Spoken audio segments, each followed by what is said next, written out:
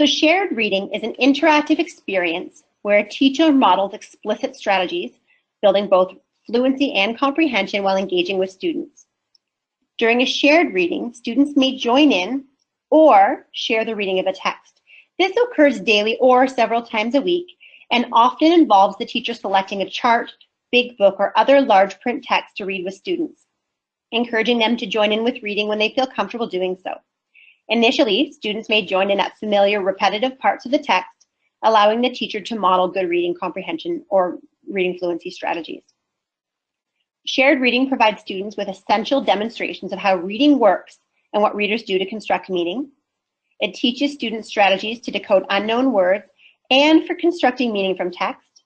And finally, the shared reading opportunity allows students to see themselves as readers, to feel comfortable and experience fluency when they join in with the rereading of familiar repetitive text.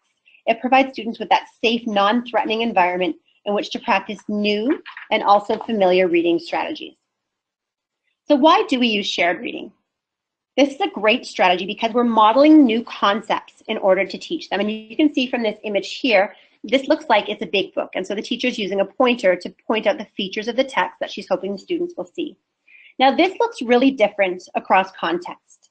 For example, it might look like a poem with the new digraph blend that you're teaching, or it could be a poster, like one from the commercial series Skywriter, in which you teach the features of non-continuous text. For some people, a shared reading includes a choral reading component, but not always. So consider your goals when you're planning your lesson and ensure that the lesson is focused around achieving the goal that you're hoping to address. Shared reading provides rich, authentic, interesting literature that can be used with children even when they are unable to decode the text themselves. It's an excellent way to access concepts that students could not access independently. The teacher is able to teach new concepts, model reading and think aloud strategies, similarly to a read aloud. Awareness of the functions of print, familiarity with language patterns, and word recognition skills grow as children interact several times with the same selection. Differentiation is innate in this because struggling readers have scaffolding, while accelerated readers are challenged with the selections. And finally, the repeated reading allows learners to interact with the text on multiple levels, and the educator can use the same piece of text for multiple purposes. So this not only promotes a growing level of comprehension, but it also promotes fluency. While doing shared reading, some of the considerations you should have when working for or supporting students with learning disabilities is ensure that instruction for students with phonological processing challenges by using rhymes or explicitly teaching word patterns and demonstrating how to build the words. Use visual prompts like the pointer on the previous slide to anchor the visuals. Again, continuing to use preferential seating.